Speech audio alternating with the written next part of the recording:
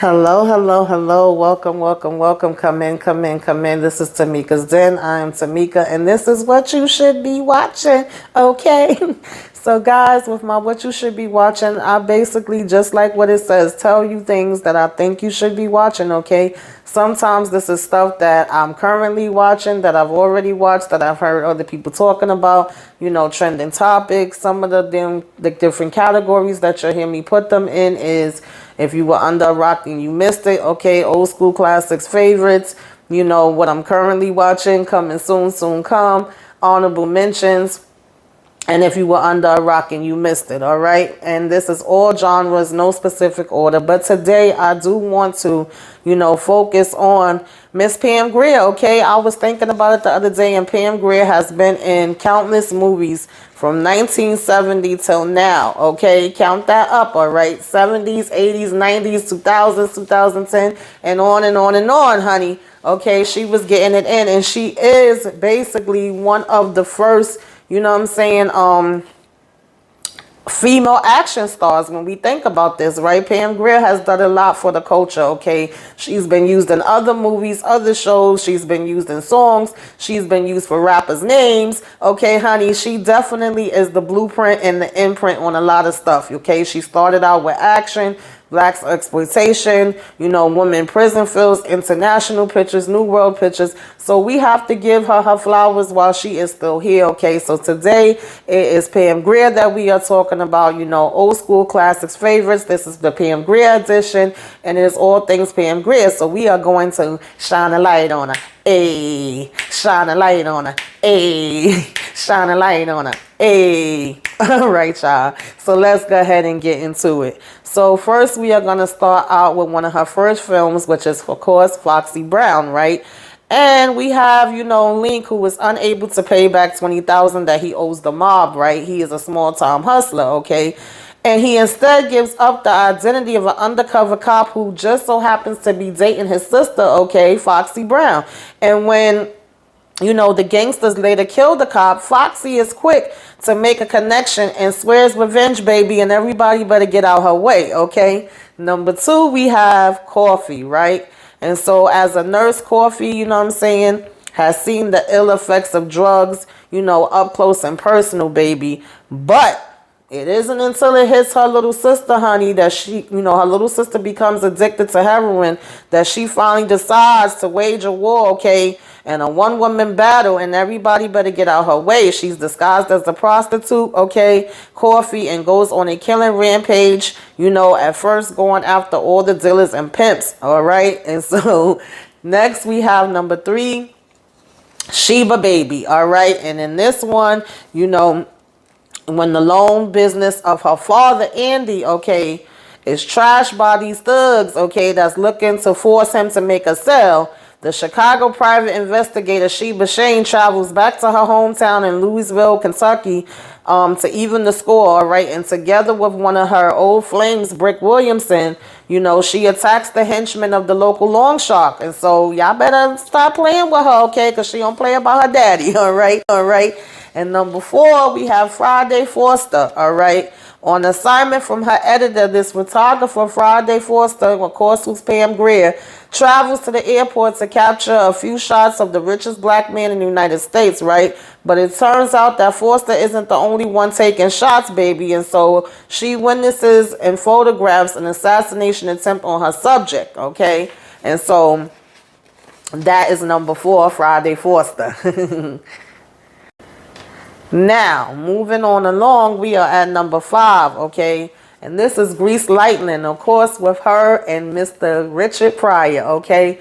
And this is a dramatization, okay, of the life of a NASCAR race driver, right? And he's a champion, Wendell Scott, okay, who, of course, is played by Richard Pryor. And so Scott is struggling to overcome racism and follow his dream of becoming a champion. And this is basically giving us a look from beginning, to the end of the World War, from the beginning, I should say, at the end of World War II through 1971, okay? So that is Grease Lightning coming in at number five. Number six, we are now moving on into the 90s, where we have Escaped LA. Of course, this was with Kurt Russell, okay, and she had a cameo in this. And this is set in 2013 in the United States, right, where we have a president that's exiling all of his citizens who don't conform to his hyper conservative views, right, and he's moving them into Los Angeles, right, which becomes an island after a huge earthquake. And so, but the president's daughter ain't feeling him, okay? And she nabs the detonator and takes it, you know what I'm saying, takes the dad's apocalyptic weapon and sneaks it into LA to be with the rebel, you know what I'm saying, leader she loves. And the government basically ends up tapping this commando turned crook Snake Plissken, who is played by Kurt Russell, right? And so he is sent to retrieve the young woman, and that is Escape from LA, okay, coming in at number 6. Now, coming in at number 7, we got Original Gangsters, okay? If you know about this, this was an all-star cast, you know, with a lot of black actors. We got Fred Williamson directing, and of course, this is a successful, you know, Los Angeles football coach, John Bookman, who returns home to Gary, Indiana when his father's murdered, okay? And he's discovering that the town is overrun with violent street gangs, okay? And John is horrified to find that his father basically was shot by a member of the rebels, okay? A gang himself, you know, John himself helped form in his youth, all right? And so John teams up with Jake, who is Jim Brown, all right? And Laurie, who is Pam Grier, the parents of a boy who was also killed by a rebel, you know, to organize their neighborhood against gang violence. And this is also starring Paul Winfield, you know, Isabel Sanford, and Richard Roundtree, okay? And that was Original Gangsters. That was number 7. Now we moving on to number 8, okay? Number 8 is coming from Mario Van Peebles, and it is none other than Posse, okay? This is set in Cuba. It's a band of Buffalo Soldiers that is led by the intrepid Jesse Lee, that of course is played by Mario Van Peebles. You know, he's joined by a gambling white soldier who is Stephen Baldwin, okay? And is sent on a suicide mission to intercept a shipment of gold from enemy troops, right, during the Spanish-American War. And so when they discover that the racist white officer who sent them, okay, Colonel Graham, Billy Zane, okay, is meant to betray them, and they are forced, all right, to shoot their way to freedom. And this, of course, also had, you know, Blair Underwood in there. There was Tiny Lister, Big Daddy Kane, and Tone Loc, okay? Now, moving on down the road, okay? Ease on down the road. We are getting to number 9, which is In Too Deep, y'all, all right? I know y'all got to know this one. This is with Omar Epps and LL Cool J and Miss Nia Long, right? And so we have this drug lord, Dwayne Grittens, who is actually LL, right? Also known as God out here on these streets, okay? Because he rules Cincinnati with an iron fist. And so determined to break Gritten's stronghold on the city, we have this undercover cop, Jeffrey Cole, who of course is Omar Epps, you know. And supporting him is in this difficult task that he has ahead is his girlfriend, which is Nia Long, right? And so, you know, he has this as tough as nail commander, also named Stanley Tucci, you know, but as Cole is, you know, getting on an assumed identity here, he makes a disturbing discovery that he kind of likes being a gangster, okay? So is he going to be this gangster, or is he going to be the cop and take Mr., you know what I'm saying, Grittens down, all right? And that is In Too Deep at number 9. Number 10, moving on along, okay, is Bones, with none other than Mr. Snoop Dogg, all right? And we had Clifton Powell in here, and also Bianca Lawson. And so, of course, Snoop Dogg was playing Jimmy Bones, and Jimmy Bones was a legendary protector and patron of his thriving neighborhood. You know, he's supposed to be cool and handsome and thriving and respected, right? But Bones is benevolent, okay, and a caretaker of his people until he is betrayed by the closest people to him, all right? So now flash forward 20 years, crime and drugs have crumbled the neighborhood, and Jimmy Bones becomes an emblem of better times, right? But his spirit is about to make a comeback out here, y'all, okay? So that is Bones at number 10. Then we move along and we get to number 11, right? And number 11 is Just Right. One of my favorite things, one of my favorite movies, okay, because I love all things Queen Latifah. And we have Miss Queen Latifah in here, and we also have Carmen and Paula Patton, right? And so she's a physical therapist, you know, Miss Leslie Wright, and she lands this dream job working with this basketball superstar, Scott McKnight, who's obviously Carmen, right? And all goes well. Leslie finds herself falling in love with him, but then Scott, however, is oblivious to Leslie's romantic overtures and focuses her attention on Morgan, Leslie's gorgeous friend, okay, who is played by Paula Patton, and who would love to be the basketball player's trophy wife, all right? Then we move to number 12, Mafia, okay? And this is with Ving Rhames, and of course Miss Pam Grier's in this as well. This is set in New Year's Eve, 1975. Two cop detectives are staking out Renzo. He is suspected of killing a cop, among others. Will the two cops do what's necessary to get their man, okay?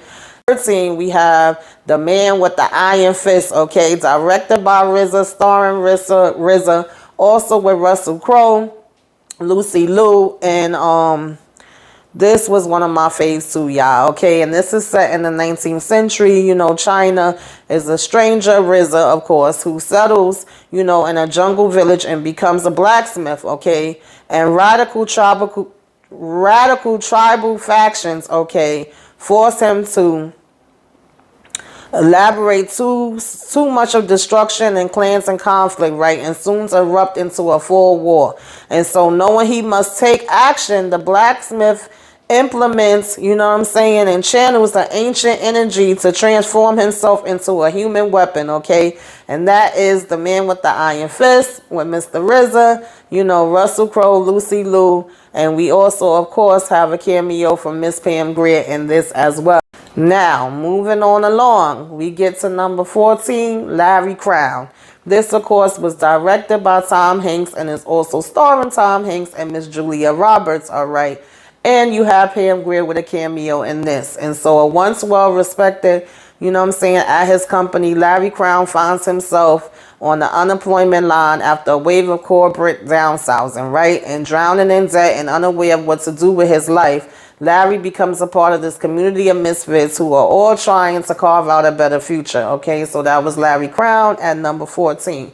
And last but not least, at number 15, we have Cleveland Abduction. Okay, a single mother, you know, becomes Ariel Castro's first kidnapping victim and finds herself trapped in his house with two other women for 11 years, you guys. So if for some reason you was under a rock and you missed this or you're not familiar with it, this was actually based on a true story.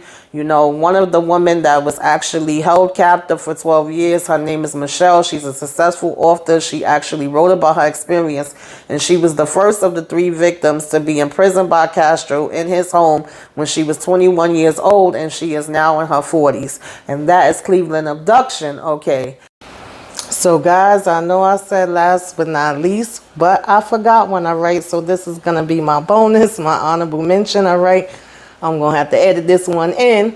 This is Jackie Brown, y'all. I don't know how I forgot about this, right? Jackie Brown is an American crime film, right? Written by and directed by, okay, Quentin Tarantino, of course, starring Miss Pam Grier alongside, you know, Samuel Jackson, Robert Forster, Bridget Fonda, Michael Keaton, and Robert De Niro in supporting roles. Okay, this was an adaptation of Elmore Leonard's 1992 novel Rum Punch, right? And this film is basically paying homage to the 1970s blaxploitation films such as Coffee and Foxy Brown, which of course Pam Grier played in. Okay. And so this basically is about a flight attendant who is smuggling money back and forth between Mexico and the United States, right? And she's doing this for somebody named Ordell Robbie, right? A gun runner that's in Los Angeles. Detective Mark DeRogas intercepts Brown with Robbie's cash and a bag of cocaine, okay, which she was unaware of. And it basically was intended for Melanie Radisson, who was Robbie's surfer girlfriend. And so she's sent to jail, which alerts Robbie. And having been paid by Robbie, Cherry bails out Brown, okay? And then Robbie arrives at Brown's apartment thereafter, trying to kill her, okay? And so she pulls out a gun on him, and it's revealed that she stole all of this from Cherry's gold glove box, okay? And she negotiates a deal with Robbie whereby she pretends to help the authorities, all while smuggling $550 million of his money. And so that is going to be the last one, you guys. And that is Jackie Brown. And so that is my list for today, y'all. I hope that you can find at least one thing that you feel like watching, whether it's something you've already seen before that you may have forgot about, or it's something you've never seen. You know, if you don't see anything on this list that you are interested in, check out some of my other lists. You may find something up there that you like. Okay, tell me your favorite Pam Grier movie. Tell me some of your old school classics favorites, and just tell me anything that you're watching right now, okay? Don't hold out. Sharing this Karen telling sister some stuff so I could get into it, all right? And I could tell my other subscribers or viewers some stuff that they should be watching, all right? And so, you know, give me a flame, okay? Put them fire emojis in the comments, okay? Give me a wave. Say, hey, let me know you stopped by. Like, comment, share, subscribe if you are so inclined. Till next time, toodaloo.